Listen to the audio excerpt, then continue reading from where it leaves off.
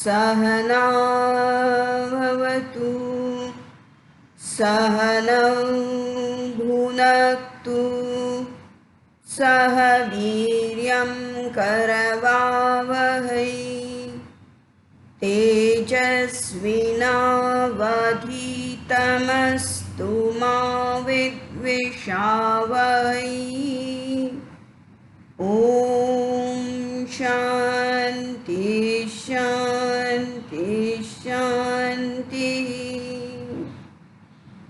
समस्तजनकल्याणे निरतं करुणामयं नमामि चिन्मयं देवं सद्गुरुं ब्रह्मविद्वरम्। गणेश शारदा चैव सद्गुरु सज्जनस्तथा आराध्य दैवतं गुह्यं सर्वं मे रघुनन्दन। गणेश शारदा सद्गुरु संत सज्जन कुळेश्वरू सर्व हि माझा रघुवीरू सद्गुरु रूपे माझे आराध्य दैवत परमगुह्य गुह्यातीत गुह्यपणाची मात न चले जेथे। यो जातो मरुदंशजो क्षितितले संबोधयन् सज्जनान् ग्रंथं यो रचयन् सुपुण्यजनकं श्रीदासबोधाभिधम्। यः कीर्त्या पठनेन सर्वविदुषां स्वान्तापहारी सदा सोऽयं मुक्तिकरक्षितौ विजयते श्रीरामदासो गुरुः। शुकासारिखे पूर्णवैराग्य जाचे वसिष्ठा परिज्ञानयोगेश्वराचे कवी वाल्मिका सारिखा मान्य ऐसा नमस्कार माझा सद्गुरु रामदासा। मला वाटते अंतरी त्वावसावे तुझ्या दासबोधासी त्वा बोधवावे। अपत्या परिपाववी प्रेमग्रासा महाराजया सद्गुरु रामदासा। जय जय रघुवीर समर्थ श्रीराम।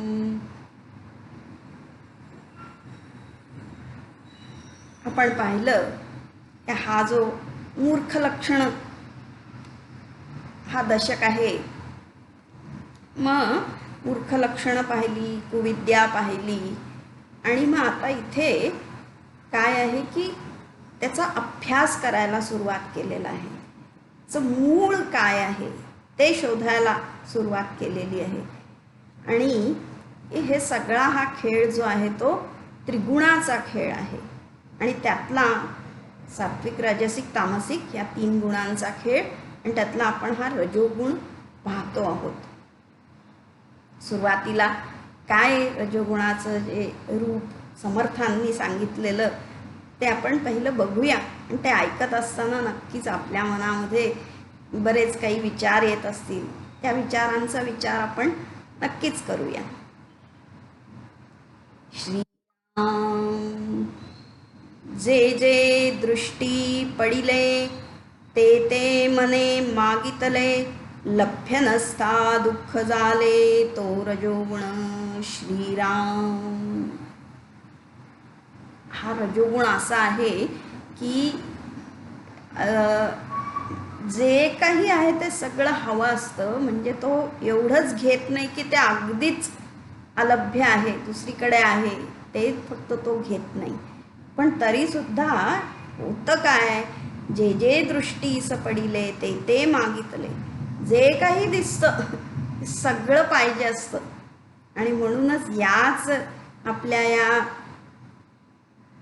हीच युक्ती वापरून ना, विकनेस आपला जो आहे, तर सगळे दुकानदार किंवा व्यापारी जे आहेत ते काय करतात, मुद्दाम सगळं समोर दृष्टीला ठेवतात. मग जे जे दृष्टीला पडतं ते ते मन मागतं, मला पाहिजे. आणि मग ते मिळालं नाही, मिळू शकणार नसतं, लभ्य नसता, मग काय होतं, मन दुःखी होतं. आणि ही जी स्थिती आहे, ही जी अवस्था आहे, तो रजोगुण.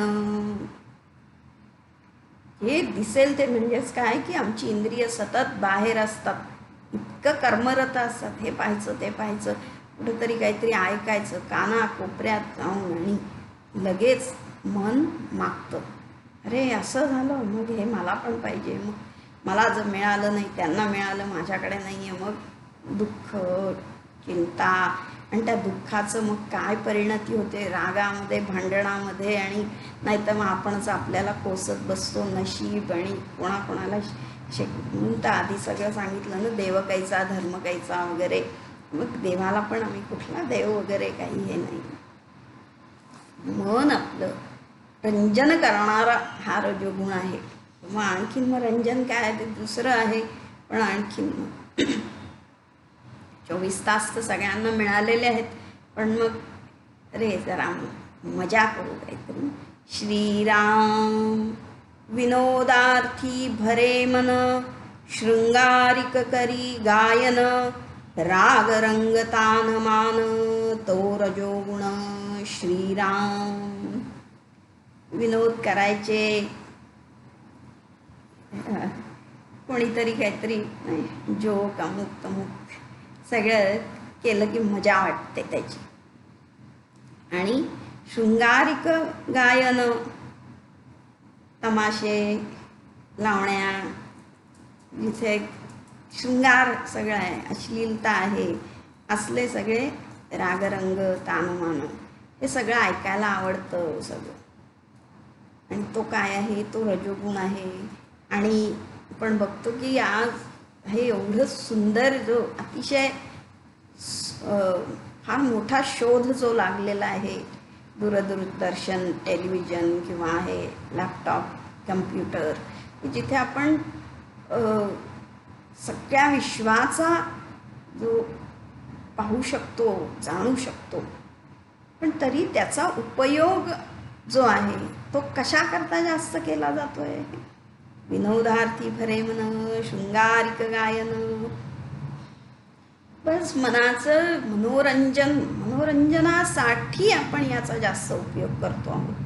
सतत काहीतरी विनोद ऐकायचे, खेळ खेळत बसायचे, गाणी ऐकायची आणि ते नाच गाणी करायची, किंवा त्याचंच आयोजन केलं जातं जास्तीत जास्त. हे सगळे आहे पुढे सगळं की त्या स्पर्धा असतात गाण्याच्या आणि ह्या काय वगैरे, त्याच्यामध्ये आम्ही राहतो सगळे. तो काय आहे, रजोगुण आहे. श्रीराम टवाळी ढवाळी निंदा, सांगणे घडे वेवादा, हास्य विनोद करी सर्वदा तो रजोगुण श्रीराम. खरोखर ना, हा जे परमार्थ जे आहे ना, जीवन कसं जगायचं हे सांगणारा हा ग्रंथ म्हाताऱ्यांनी नाही ऐकण्यासारखा ना.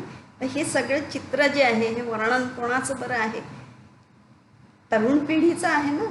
तर हे टवाळी ढवाळी कुठं कोण करत असतं जास्त, कट्ट्यावर, कॉलेजच्या कट्ट्यांवर, कॉलेजच्या प्रांगणामध्ये पास इतकी एकमेकांच्या चेष्टा मस्करी, टवाळ खोरपणा, कुठेतरी मुलींचा घोळका चालला असेल तर मुद्दाम काहीतरी शिट्ट्या वाजवायच्या, चेष्टा करायची, काहीतरी बोलायचं एकमेकांना, किंवा निंदा करायची. कशी टवाळी ढवाळी निंदा. एखादी सुंदर मुलगी आली की म्हणायचं मग काय, चांद सा रोशन चेहरा, मेरे सामने वाले खिडकी में वगैरे. तर सगळी जी, किंवा मग एखादी शिष्ट असेल कोणी तर मग निंदा करायची काहीतरी, मुद्दाम एखाद्या झाडाचं नाव घ्यायचं, अरे निवडून आलं वगैरे असं काहीतरी ना. किंवा आणखीन कोणारे हिटलर आला, आपल्याच शिक्षकांना वगैरे नावं ठेवायची सगळी अशी. सांगणे घडे विवादा, वेळा एकतर हास्यविनोदात काळ घालवायचा, टवाळ्या कुचेष्टा करायच्या, नाहीतर मग वादविवाद करायचा, भांडण करायचे. हळूहळू चेष्टेमधून अरे का रे तुरे, अरे तू पण मला का म्हणलास, मला हे आवडत नाही, ते आवडत नाही वगैरे हे सुरू होतं. आणि मग मला माझ्या आईबद्दल मला बोलायचं नाही, माझ्या कुळाबद्दल माझ्या जातीबद्दल बोलायचं नाही, आणि हे सगळं काहीतरी सुरू होतं. म्हणजेच की नाहीतर मग आपलं बस टाईमपास काय आहे, अशा खेळा, हास्य विनोद याच्यामध्येच वेळ घालवायचा सगळा. सतत काहीतरी हसायचं, खिदळायचं, चेष्टा करायच्या. तो रजोगुण.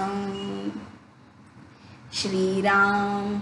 आळस उठे प्रबळ, कर्मणुकेचा नाना खेळ, का उपभोगाचे गोंधळ, तो रजोगुण श्रीराम.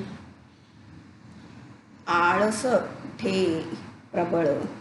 तर आळस खरा म्हणजे तमोगुण आहे, पण आळस येतो म्हणजे काय की आपलं जेव्हा कर्तव्य आहे, आई सांगते आता उठ अभ्यास कर किंवा काय अमुक एक काम कर, तेव्हा आम्हाला आळस येतो. आळस येतो. आणि पण त्याचवेळी मित्राचा फोन आला किंवा मित्र आला, अरे चल क्रिकेट खेळायला जायचं आहे म्हटलं की लगेच करमणुकीचे नाना खेळ, लगेच काही दुखत नाही, खुपत नाही, उत्साह एवढा येतो आणि आम्ही खेळामध्ये मग्न होतो. वेगवेगळे खेळ खेळायचे, चला आज काय क्रिकेट खेळायचं आहे, आज अमुक खेळायचं आहे वगैरे, सगळ्याच्यामध्ये आपण सगळा वेळ घालवतो. उपभोगाचे गोंधळ. पण त्या वेळामध्ये अरे काय करायचं काही कळत नाही आहे. आणि मग उपभोग जे इंद्रिय जे आहे, इंद्रिय विषय, त्या उपभोगांचा गोंधळ होतो, नुसता कन्फ्युजन. अरे समजत नाही आहे, टी व्ही पाहायचं का म्हणजे सिनेमा पाहायचा का सर्कसला जायचं, नाटक पाहायचं का सिनेमा पाहायचा, हा एक उपभोग. किंवा मग गडबड अशी की अरे ते आईस्क्रीम पण खावंसं वाटतंय, गारगार थंडगार, आणि इथे आणखीन काय गरम पण खावंसं वाटतंय, पण ते गार गरमचं मिक्सचर झालं की सगळं कॉकटेल, पोटाचं काय होणार. पण तो सगळा गोंधळ होत असतो. इतकं खायचं तर भोग इतके घ्यायचे असतात, नाही हे पण पाहिजे, ते पण पाहिजे, साऊथ इंडियन पण पाहिजे, इटालियन पण पाहिजे, आणखीन काय मेक्सिकन पण पाहिजे, चायनीज पण पाहिजे. मग उपभोगांचा गोंधळ, तो रजोगुण श्रीराम. कळावंत बहुरूपी, नटावलोकी साक्षपी, नाना खेळी दानार्पी, तो रजोगुण श्रीराम. हे सगळं वाचल्यावर असं वाटतं समर्थांनी आत्ताचं पाहून लिहिलाय की काय ग्रंथ. पण हा रजोगुण आहे. सृष्टी निर्मितीच मुळी 3 गुणांची झाली आहे, त्यामुळे हे तेव्हापासून चालतच आलेलं आहे. असं काही नाही की या काळात आणि आत्ता सुरू आहे, हे तर चालतच आलेलं आहे. हे सगळं काय आहे, हे रजोगुणाचं लक्षण आहे. हे चालत नाही का सगळं, की आम्ही आपले टाइमपास सगळे करत असतो आणि मग त्याच ह्याचा उपयोग बाकीचे घेत असतात. ते आपला उदरनिर्वाहाचं साधन ते बनवतात. चला लोकांना टाइमपास पाहिजे, लोकांना करमणूक पाहिजे, लोकांना खेळ तमाशा नाटक पाहिजे, मग आपण करूया. आणि मग आम्ही त्यांना डोक्यावर घेतो. कळावंत बहुरूपी नटावलोकी साक्षपी. कळावंत बहुरूपी जे कलाकार आहेत, मग त्याच्यासाठी इतकं काय हौशेला मोल नसतं ना. इतके सगळे वेगळे वेगळे कलाकार, काही नकला करणारे, कोणी काय नाटकं करणारे, सिनेमेमधले हिरो हिरोईन वगैरे सगळे कलावंत.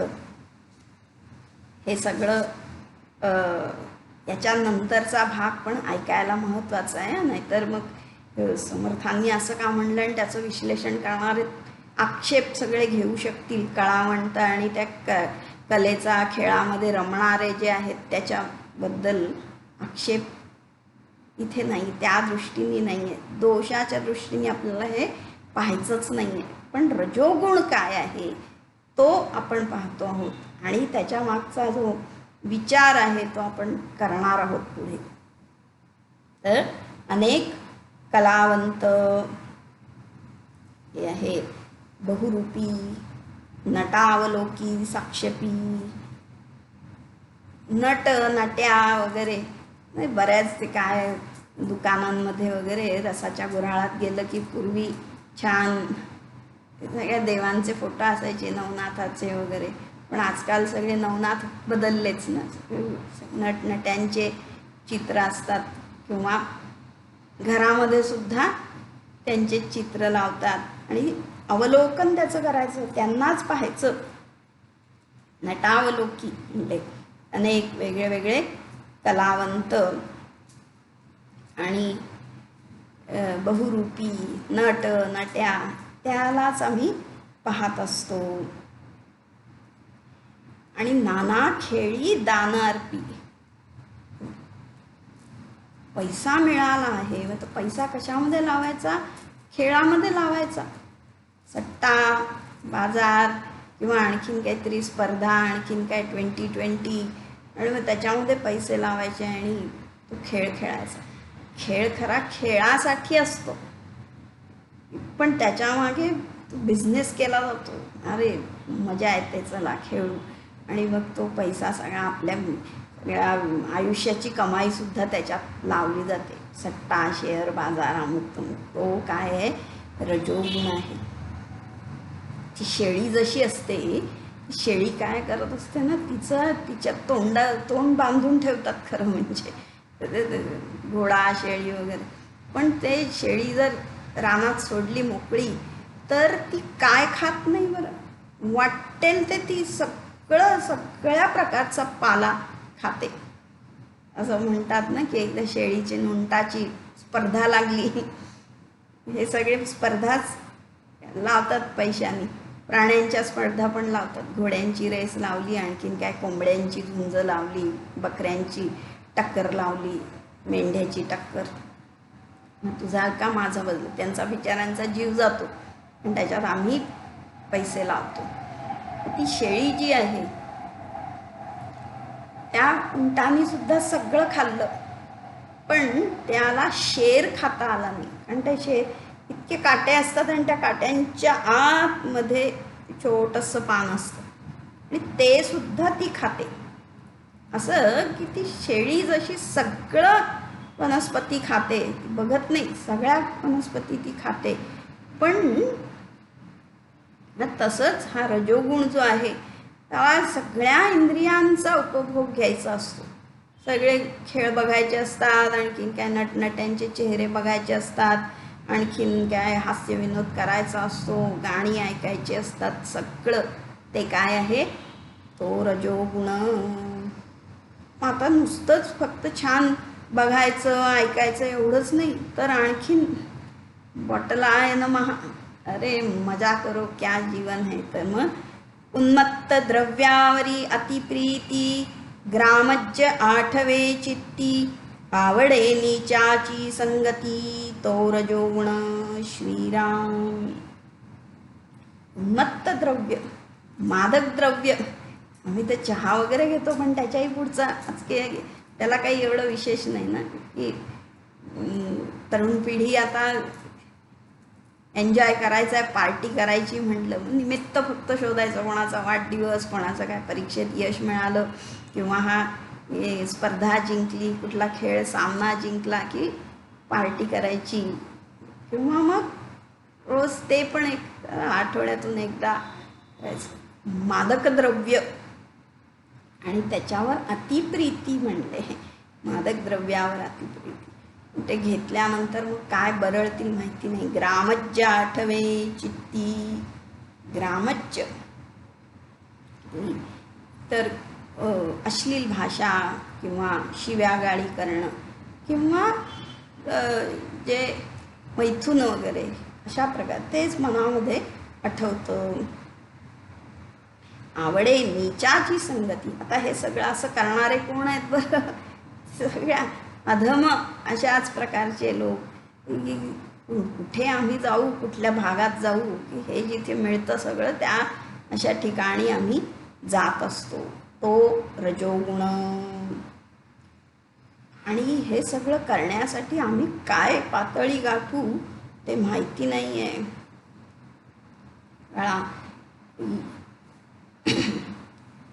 स्वैर होऊन जातो आम्ही. श्रीराम तस्कर विद्या जीवी उठे, परन्यून बोलावे वाटे, नित्य नेमास मनविटे, तो रजोगुण. श्रीराम तस्कर विद्या.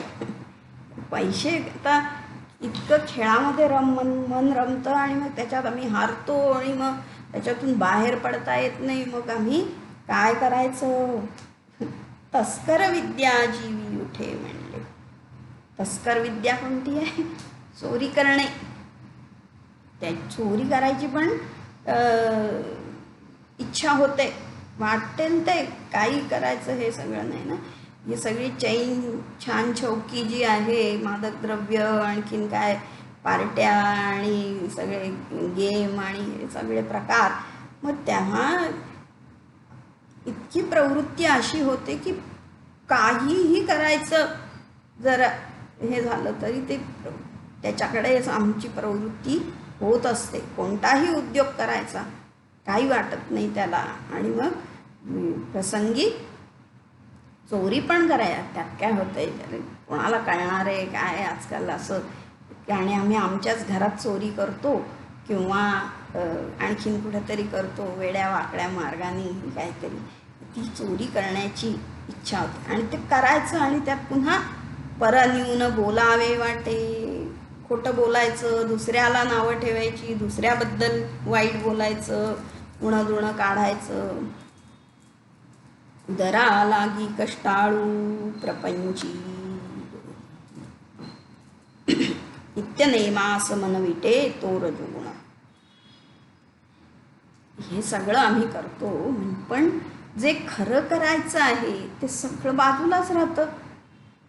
जो विद्यार्थी आहे त्याने अभ्यास करायचा आहे, नित्यनेमाने काय वर्गामध्ये हजर राहायचं आहे, उपस्थित राहायचं आहे, ते शिक्षकांनी सांगितलेलं जे आहे परीक्षा त्याची तयारी हे सगळं करायचं, ते सगळं बाजूलाच.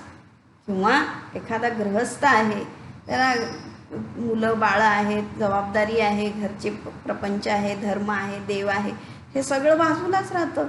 मादक द्रव्य आणि ते सट्टा जुगार आणि खेळ आणि नाच गाणं हे सगळं राहिल्यामुळे मग नित्यनेमास मनविटे. ती आई सांगते किंवा नवरा सांगतो पतीला, पत्नी सांगते पतीला, अहो तुम्ही हे करा, असं हे आता देवाचं करायचं आहे, धर्माचं करायचं आहे, किंवा रोजचा जो नियम, साधा नियम आपला सुद्धा ना, की वेळच्या वेळी झोपायचं, वेळच्या वेळी खायचं प्यायचं, हे सुद्धा मन विटे त्याच्याबद्दल. अरे काय नाही, स्वैराचार म्हणजे रजोगुण. मग या गोष्टी करायला आम्ही इतके निर्लज्जपणे, सहजपणे, अगदी दिवसा ढवळ्या सगळ्यांच्या मस्त मजा करायची. जीवन म्हणजे काय, लाईफ एकदाच मिळतं ना, मग मजा करूया एकदम. तेच अशी प्रवृत्तीची होते.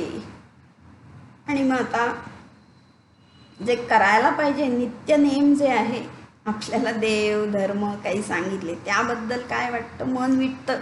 नाही ते उद्या करू, नंतर करू, ते तुम्ही करा किंवा काहीतरी असं वाटत असं. मग त्याच्याबद्दल आणि कधी करावंच लागलं तर ते करायला पण काय होतं, श्रीराम देवकारणी लाजाळू, उदरा लागी कष्टाळू, प्रपंची जो स्नेहाळू, तोर जोगुण श्रीराम.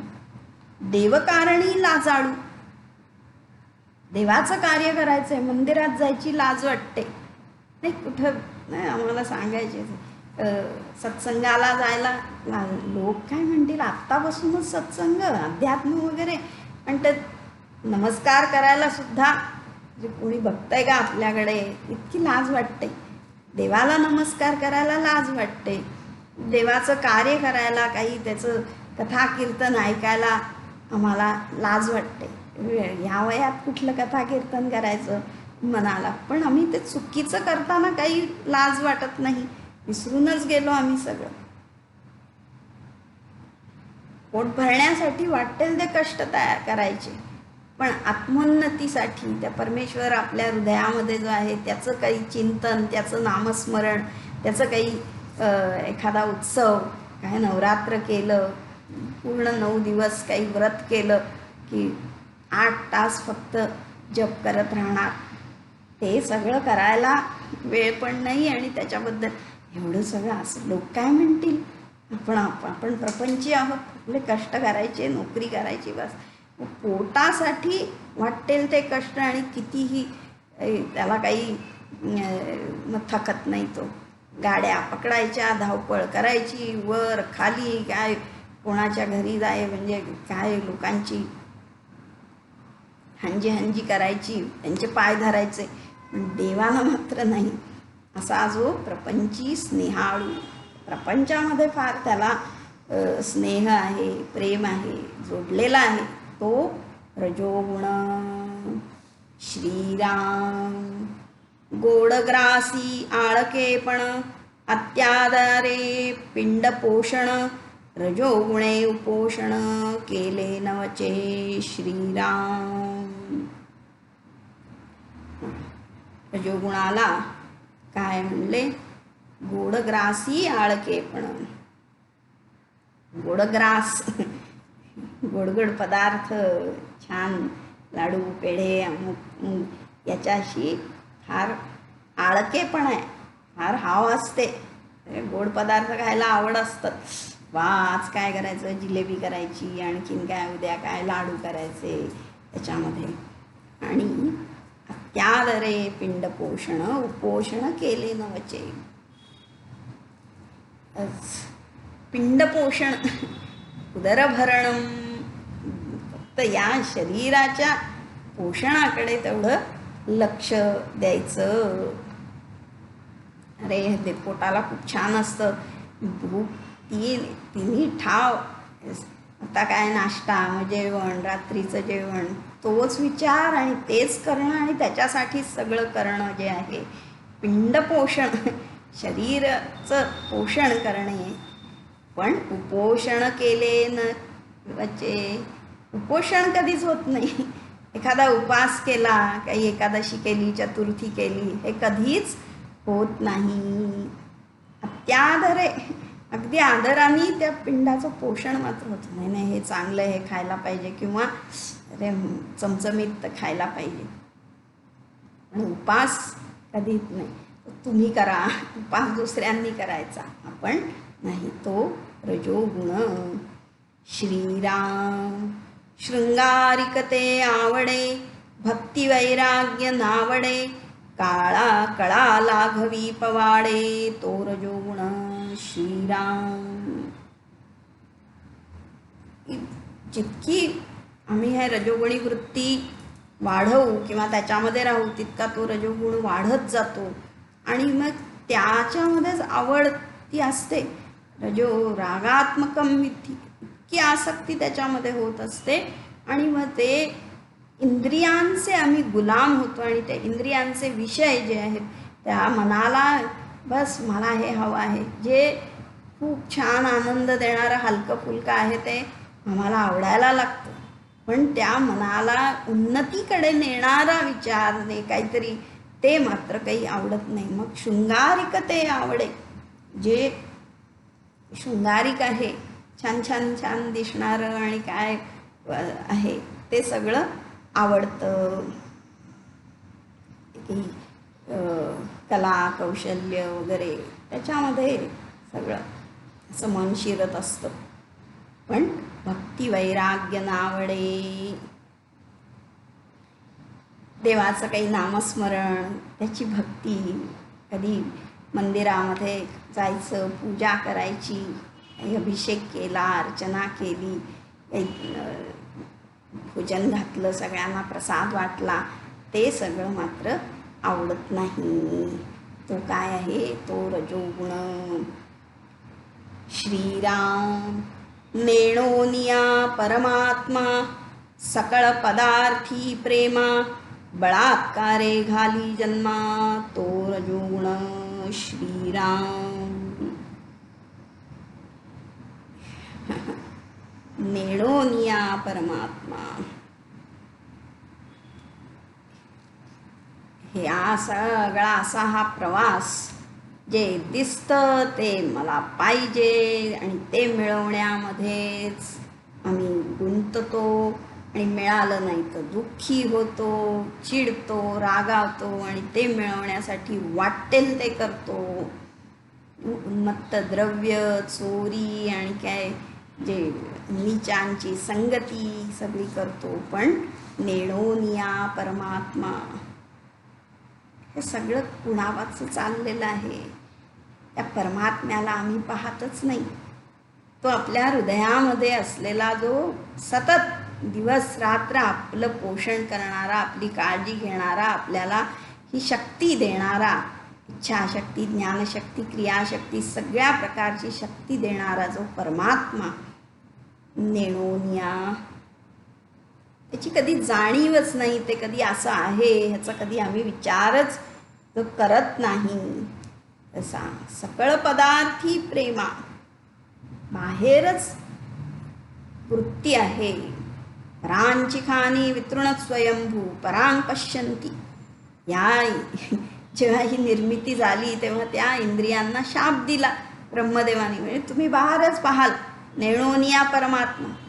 अंतरात्मा जो आहे इथेच, इथे अंतरात असलेला तो आनंद परमात्मा जो देणार, तो कधी तुम्ही बघणारच नाही. मग आम्ही ह्या इंद्रियांचे गुलाम, इंद्रियांशी आसक्त पूर्ण झालेलो आहोत, तादात्म्य पावलं. त्यामुळे सकळ पदार्थी प्रेमा, बाहेरच पाहत राहतो आम्ही, त्या बाहेरच्याच पदार्थांवर आम्ही प्रेम करत राहतो.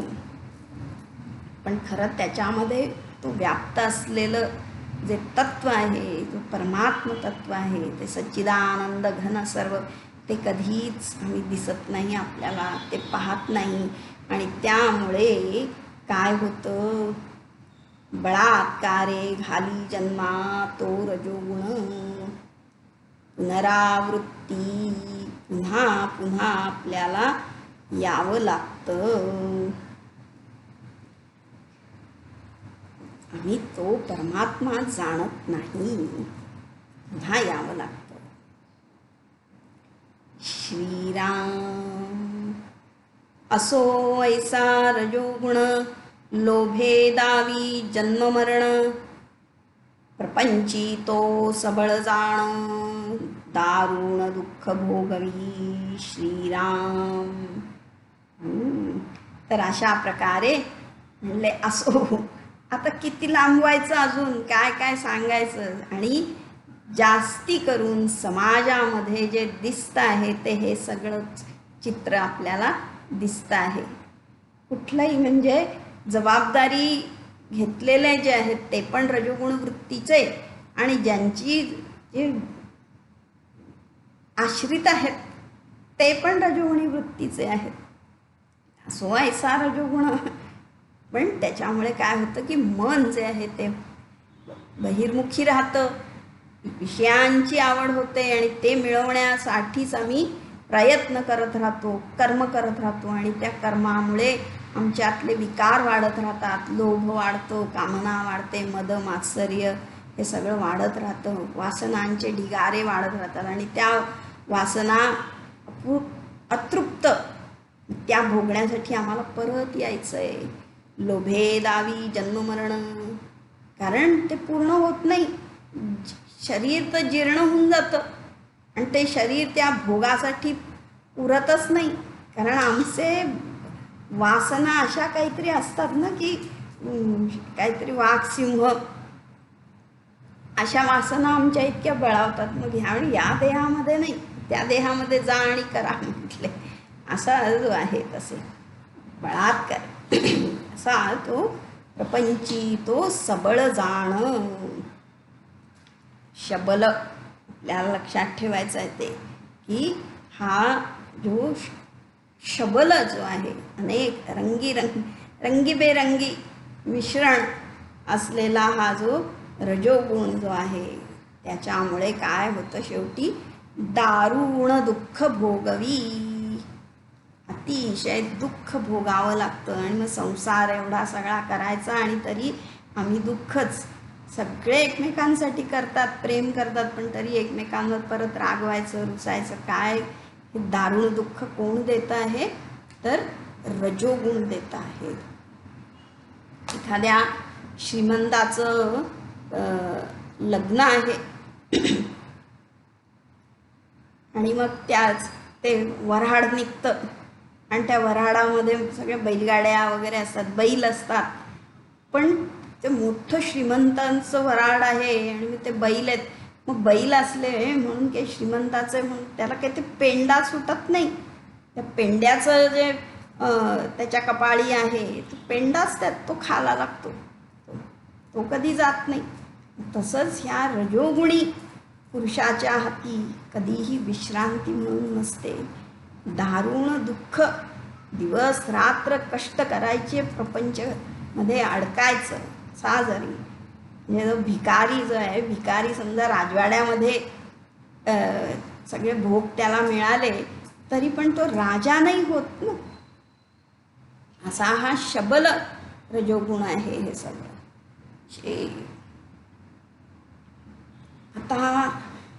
आता आपण विचार करूया सगळ्यांना. हे सगळं वाचल्यावर, हे ऐकल्यावर काय वाटतं बरं?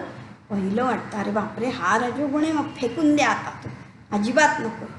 किंवा दुसरा एक विचार आहे की जेव्हा आपण हे दासबोध वाचणारे जे आहेत ना, ते या कॅटेगरीतले, या वर्गातले कधीच नसतात ना. जे काय मादक द्रव्य आणि हे करणारे ते दासबोध कशाला बघतील बरं? त्यांना त्याची लाज वाटते ना दासबोध वाचायची, ते तर वाचणार नाहीत. मग हे साधक वाचतायत, साधकांच्या मनात नक्कीच विचार येईल ना की तो जो एक समाज आहे त्याच्याविषयी आम्ही तर त्यांच्या सावलीतही जात नाही, मग हे आम्हाला कशाला ऐकवत आहे हे सगळं. जे साधक आहेत, ते अभ्यासक आहेत, त्यांच्या हा रजोगुण तिथं नाही आहे. मग हे आम्ही विचारायचं कशाला, हा विषय इथे कशाला काढला. तर नेहमीप्रमाणे हे त्यागार्थ बोलिले. एकतर आपल्यामध्ये सुद्धा हे पाहायचं आहे, पण जेव्हा आपण जर साधक आहोत, आपण जर विवेकी आहोत, विचार आपण केलेला आहे, हे चुकीचं आहे हे माहिती आहे, तर आपली जबाबदारी ठरते, आपलं हे उत्तरदायित्व ठरतं की अशा समाजाला आपण काहीतरी वर आणलं पाहिजे. जो चुकीच्या मार्गाने चाललेला आहे त्याला आपल्याला मार्गदर्शन केलं पाहिजे. काहीतरी प्रयत्न आपण केला पाहिजे. अगदीच काही नाही तर आपण निदान प्रार्थना तर करू शकतो, सर्वे भवन्तु सुखिनः सर्वे सन्तु निरामया. किंवा त्यांना पण बुद्धी दे चांगली, म्हणून तर समर्थांच्या ज्या प्रार्थना अतिशय सुंदर आहेत ना, बुद्धी दे रघुनायका म्हणून. आता आणखीन एक विचार, म्हणजे खरोखर या रजोगुणाचा आपल्याला विचार करायचा आहे की भगवानांनी हे सगळं गुणांचा खेळ सांगितला, हा हे रजोगुण तमोगुण काय आहे वगैरे, पण ते स्वतः कसे आहेत? ते गुणातीत आहेत. ते मायेच्या वश नाही, या गुणांच्या वश नाही आहेत, ते त्याच्या पलीकडे आहेत. आणि तिथे पलीकडे कसं जायचं त्याच्यासाठी हा खेळ सगळा त्यांनी सांगितलेला आहे. आणि तेच ज्ञान देणारे समर्थ ते सुद्धा त्या गुणातीत अवस्थेत जाऊन हे आपल्याला सांगतायत. मग ते जर इतक्या अवस्थेत त्या उच्च अशा स्थितीमध्ये असताना इतक्या खालच्या पातळीवरून येऊन आम्हाला हे सांगतात, इतकं स्पष्टपणे जे सांगितलं, तर ते कशाकरता सांगितलं की त्या रजोगुण ना आपल्याला मूळ शोधायचं आहे. फक्त वरवर वरवर चांगलं चांगलं झालं मग ते होत नाही. नुसता अभ्यास केला, काहीतरी डिग्री मिळवली म्हणजे नाही आहे, तर आपल्याला हे आपण शोधून काढायचं आहे सगळं. रजोगुण, तमोगुण, सत्वगुण जे आहेत, आणि हे सगळे असं कुठले काही हॉस्पिटल वगैरे काही नाही आहे किंवा काही योगासनं केली आणि तो रजोगुण कमी झाला असं होऊ शकत नाही. ही प्रवृत्ती जी आहे, ही प्रवृत्ती बदलण्यासाठी हे ज्ञानच आवश्यक आहे. आणि ह्या ज्ञानाच्या आधाराने जेव्हा आम्ही जशी साधना करू, जे कार्य करू, तेव्हा हे कमी होणार आहे.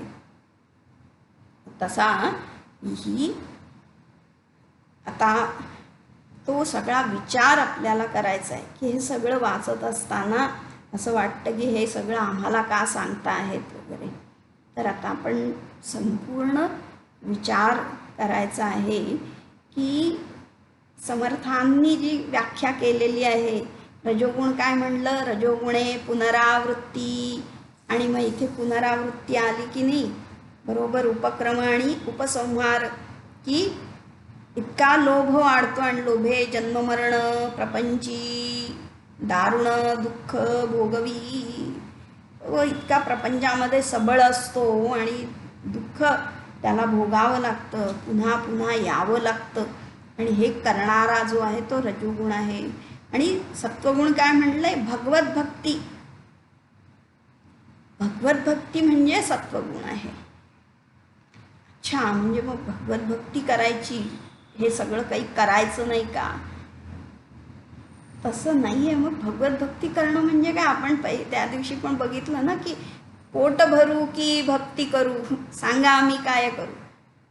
रजोगुणी राहायचं का सत्वगुणी राहायचं? भक्ती करायची म्हणलं तर मग पोट कसं भरायचं, हा सगळा प्रश्न येतो ना. हे सगळेच प्रश्न आपण काढणार आहोत इथे.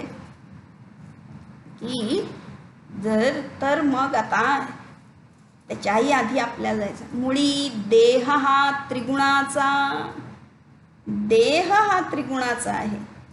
3 गुणांशिवाय आपलं अस्तित्व नाही. 3 गुणांशिवाय ह्या जगताचं अस्तित्व नाही. जे काही दृश्य आहे, जो काही संबंध आहे, तो या 3 गुणांच्या खेळाशिवाय होऊ शकत नाही. त्यामुळे रजोगुण फेकून दिला आणि सत्वगुणात राहिलो असं होऊच शकत नाही. 3ही गुण एकत्र आहेत, मिश्रण आहे त्यांचं. आणि त्यामुळेच तो शबल आणि शुद्ध हे सांगितलेलं आहे. शुद्ध तो परमार्थी जाण, शबल तो सांसारिक.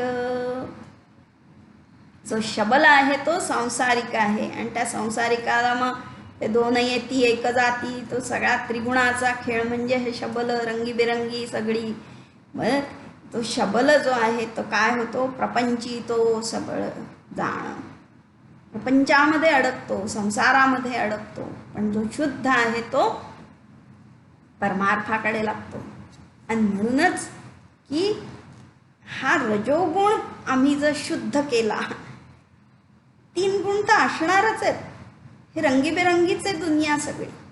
आपलं जेव्हा व्यक्तिमत्व म्हणून आम्ही बघतो, मी एक जीव आहे, मी एक व्यक्ती आहे, तर मग तिथे 3 गुणांचं मिश्रण आहे, रजोगुण आहे. पण त्या रजोगुणाला आपण जेव्हा शुद्ध करतो, तेव्हा तो रजोगुण आपल्याला परमार्थाकडे नेऊ शकतो.